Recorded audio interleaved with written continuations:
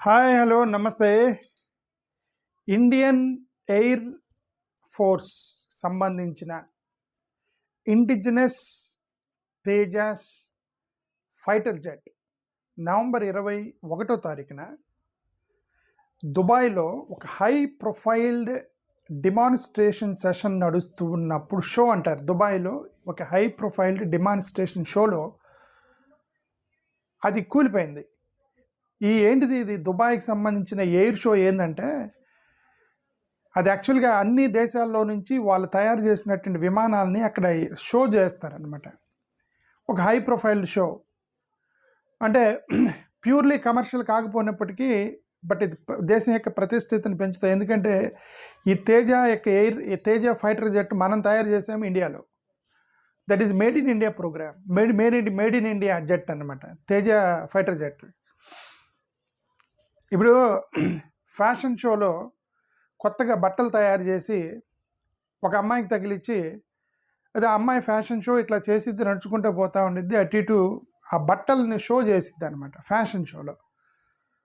ఏమైంది తర్వాత, ఆ బట్టలు బాగుంటే, అమ్మాయి బాగా నడిస్తే, ఎలాంటి ప్రాబ్లం లేకపోతే బట్టలకు ఆర్డర్ వస్తే బట్టలు కొంటారా అందరూ. ఫ్యాషన్ షో చేసేది అదే కదా అల్టిమేట్గా. ఓకే, ఇప్పుడు ఈ తేజస్ జెట్ ఉందే, ఈ జెట్ కింద కూలిపోకపోతే ఇండియా ప్రతిష్ట పెరిగి వేరే దేశం వాళ్ళు ఇదిగో మీ ఫైటర్ జెట్లు మేము కొంటామని మనకు ఆర్డర్ వచ్చిండేవి. అంతే కదా, మన సక్సెస్ అయి ఉంటే, ఆ షో కనుక కరెక్ట్గా జరిగి ఉంటే మనకి ఇంపోర్ట్స్ ఆర్డర్స్ వచ్చాయి కదా, వేరే దేశాల నుంచి మనోళ్ళు మన ఫైటర్ జెట్ కొని ఉండేవాళ్ళు. ఓకే, ఇప్పుడు జనరల్గా ప్రోగ్రామ్ ఫెయిల్ అయితే ఏమైంది, ఇప్పుడు మనకి డౌట్ వచ్చింది, ఇప్పుడు ఈ తేజ ఫైటర్ జెట్ అనేది నిజంగా ఏమైనా ప్రాబ్లం ఉందని డౌట్ వచ్చి మనకి ఎవరు ఇప్పుడు ఆర్డర్ చేయరు మన దేశం నుంచి, మనమే వాడాలి వాటిని. సరే, అది ఎనివే మన అన్ఫార్చునేట్లీ ఇది దుబాయ్ ఎయిర్ షోలో అది కూలిపోయింది. వింగ్ కమాండర్ నమాన్ షాల్ అని ఒక అతను చనిపోయాడు, అంటే ఒక నడిపేటువంటి పైలట్ కూడా చనిపోయాడు దురదృష్టవశాత్తు. ఓకే, సరే పోనీ ఇది ఫస్ట్ టైం అంటే కాదు, ఇది సెకండ్ టైం. ఇది ఈ తేజాస్ ఫ్లైట్ జెట్ ఏదైతే కూలిపోవటం, ఇది సెకండ్ టైం. ఇది గతంలో మార్చి 2024 జైసల్మేర్ రాజస్థాన్లో ఒకటి కూలిపోయింది, ఇదే తేజస్ ఎయిర్ జెట్. ఏమంటే ఒకసారి కూలిపోయిన తర్వాత మనం చాలా జాగ్రత్తగా హ్యాండిల్ చేయాలి కదా.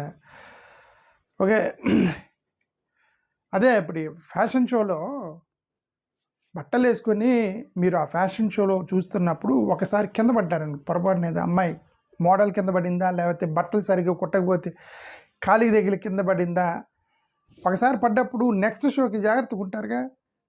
ఒక మంచి మోడల్ని తీసుకొస్తారు, లేదంటే మంచిగా బట్టలు కుట్టించేసి తీసుకెళ్తారు మోడల్లో ప్రాబ్లం లేకపోతే.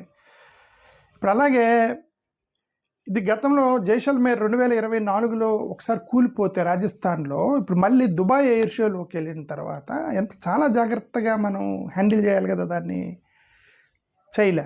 అది దుబాయ్ ఎయిర్ షోలో కూలిపోయింది తేజస్ ఫైటర్ జెట్. అంటే రిఫార్మ్స్ ఏం తీసుకురాలేదు అన్నది. గతంలో కూలిపోయిన తర్వాత 2024 కూలిపోతే 2025కి కొద్దిగా రిఫార్మ్స్, చెక్కింగు, జాగ్రత్త ఉండాలి కదా, అది లేదనేది ఒకటైతే సోషల్ మీడియాలో బాగా ఏమంటారు ఎలిగేషన్స్ చేస్తున్నారు.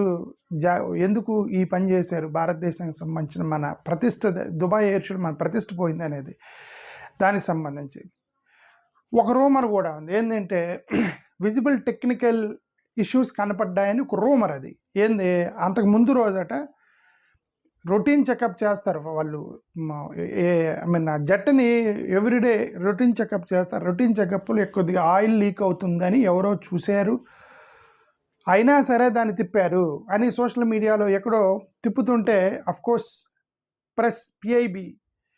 ఈ పిఐబి వాళ్ళు దాన్ని డిస్మిస్ చేశారు. అది ఒక ఫేక్ న్యూస్ అని. అది ఫేక్ న్యూస్ అని రియల్ న్యూస్ మనకైతే తెలీదు, బట్ అదొక రూమర్. ఏంటంటే అంతకు ముందు రోజే ఆయిల్ లీక్ అవుతుంటే చూశారు అనేది ఒక, అండ్ వాళ్ళు just some rumour is going on the social media.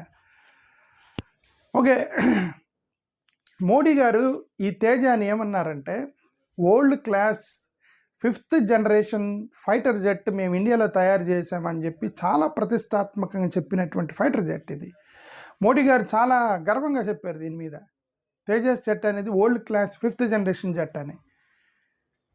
Okay, ఆయన చెప్పినప్పటికీ ఇంతవరకు మనకైతే ఎవరు ఎక్స్పోర్ట్స్ మేము చేసుకుంటాము, మీ ఇండియా మనం కొంటున్నాము ఫైటర్ జెట్స్ ఇజ్రాయెల్ నుంచి కొంటున్నాము, చైనా నుంచి ఫైటర్ జెట్స్, చైనా నుంచి మన వాళ్ళు తీసుకోవట్లేదు కానీ అమెరికా నుంచి తీసుకుంటారు, రష్యా నుంచి ఫైటర్ జెట్లు కొంటుంటారు మన వాళ్ళు. ఓకే, అలాగే మన ఇండియా నుంచి ఈ తేజస్ ఫైటర్ జెట్ వాళ్ళు కొని ఉండేవాళ్ళు కదా. బట్ ఇది మనం తయారు చేసిన ఇంతవరకు ఎవరికి మనకి ఆర్డర్ రాలేదు. ఒకసారి కూడా ఎవరు ఎక్స్పోర్ట్ ఆర్డర్ ఇవ్వాలి మనకి ఈ తేజస్ సంబంధించి. ఎందుకంటే 2024లో ఒకటి కూలిపోవటం, ఇది రెండోసారి కూలిపోయింది. అర్థమైందా? సో ఇది డెఫినెట్గా ఒక సెట్బ్యాకే. దురదృష్టకరంగా నేనైతే భావిస్తున్నాను. మోడీ గారేమో మేక్ ఇన్ ఇండియా ప్రోగ్రాము మనం అని ఇండియన్ ఎయిర్ ఫోర్సు ఏదో చెప్తున్నారు, మేక్ ఇన్ ఇండియా అంటున్నారు. ఇప్పుడు మనం తయారు చేస్తే దుబాయ్ ఎయిర్ షోలో కూలిపోయింది. అది జాగ్రత్తగా చూసుకోవాల్సింది అనేది. 1,00,000 కోట్ల రూపాయలు తయారు చేసి దాని ఖర్చు 1,00,000 కోట్ల రూపాయలు అనమాట. 1,00,000 కోట్ల రూపాయలు ఆ యొక్క ప్రొడక్షన్ ప్రాసెస్కి అంతా మనం ఖర్చు పెట్టాము. కోర్స్ ప్రతి చోట కూడా కొన్ని ఆరోపణలు అయితే వస్తాయి, కరప్షన్ ఆరోపణలు, ప్రొక్యూర్మెంట్ ఆరోపణలు అనేవి ఇట్లాంటి ప్రతి చోట వస్తాయి. ముఖ్యంగా హెచ్ఏఎల్ వాళ్ళకి కాంట్రాక్ట్స్ ఇచ్చే దగ్గర ఫేవరెటిజం జరిగింది అనేటువంటి ఆరోపణ కూడా చేశారు. ఇప్పుడు హెచ్ఏఎల్ వాళ్ళు తయారు చేశారనమాట దీన్ని తేజాస్. ఈ జెట్ని తయారు చేసింది హెచ్ఏఎల్ వాళ్ళు అనమాట. ఇది దుబాయ్ ఎయిర్ షోలో కూలిపోయింది అది. ఓకే, సరే, ఏదేమైనా ఇండియన్ ఎయిర్ ఫోర్స్ వాళ్ళు దాని మీద ఇన్వెస్టిగేట్ చేస్తున్నారు. గతంలో ఈ యొక్క తేజస్ ఇన్సిడెంట్స్ జరిగిన తర్వాత కూడా ఎందుకు మనం రిఫార్మేషన్ తీసుకురాలేకపోయాము, ఫ్యూయల్ లీకేజ్ని ఎందుకు కంట్రోల్ చేయలేకపోయాము, ఇవన్నీ కూడా దానికి సంబంధించినటువంటి ఇన్వెస్టిగేషన్ అయితే జరుగుతుంది ఇండియన్ ఎయిర్ ఫోర్స్ వాళ్ళ ద్వారా అనేది మనకైతే ఒకటే అర్థమవుతుంది. ఓకే, సరే, మోడీ గవర్నమెంట్గా ఇప్పుడు ప్రతిసారి కూడా ఇది ఎట్లాంటివి జరిగినప్పుడు మన తప్పుల్ని మనం సరిదిద్దుకోకుండా వాళ్ళు మనం జనరల్గా ఏం చేస్తామంటే ఒక కాన్స్పిరసీ థియరీ పట్టుకొచ్చేస్తారు.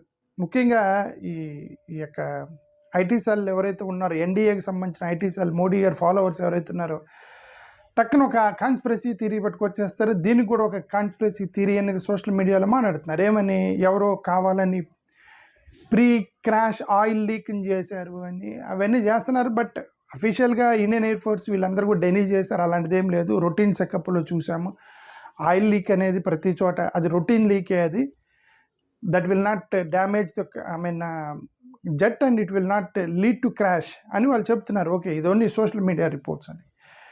వాట్ ఎవర్, గతంలో ఈ డిఆర్డిఓ హెచ్ఏఎల్ వాళ్ళు తయారు చేసినప్పుడు దాన్ని 40,000 crore పర్ యానమ్ యాన్యువల్గా ఖర్చు పెట్టి ఇట్లాంటి జట్లు మనం తయారు చేస్తున్నాం. కానీ ఆ క్వాలిటీ ఎందుకు మనం చేయలేకపోతున్నాము? చాలా ఫండ్స్ కూడా ఇప్పుడు ఏంటంటే ఇంకా ఎక్కువ ఖర్చు పెట్టి 40,000 సరిపోని 80,000 ఖర్చు పెట్టి మంచిది చేయండి. ఫైటర్ జెట్ మంచిది తయారు చేయాలి. Of course this is number 1 jet. దాంట్లో ప్రొడక్షన్లో ప్రాబ్లం లేదు, జెట్లో ప్రాబ్లం లేదు. మెయింటెనెన్స్ గురించి మాట్లాడుతున్నాం. The government has to maintain properly this kind of fighter jets. ఎక్కువ ఖర్చు పెట్టి మొన్న బీహార్లో 12,400 కోట్ల రూపాయలు కేవలం పాంప్లెట్లకి పంచారు. ఎంత? 12,400 కోట్ల రూపాయలు బీహార్లో పాంప్లెట్లు పంచడానికే ఖర్చు పెట్టారట. ఎందుకంటే బీహార్లో ఒక ఎలక్షన్కి 12,400 కోట్ల రూపాయలు ఇక్కడ పొలిటీషియన్స్ అక్కడ ఇక్కడ పాంప్లెట్లు ఖర్చు పెట్టే వదిలి ఇట్లాంటి జట్లు తయారు చేస్తే దేశాన్ని కాపాడతాయి కదా. ఓకే, అది నాకు సంబంధించినటువంటి ఇష్యూ, అంటే నాకు అర్థమైన issue. More over so sad thing ఏంటంటే మన గౌరవ ప్రధానమంత్రి ఆనరబుల్ ప్రైమ్ మినిస్టర్ గారు అది కూలిపోయిన దగ్గర నుంచి ఇప్పుడు కనీసం ఒక ట్వీట్ చేయలే.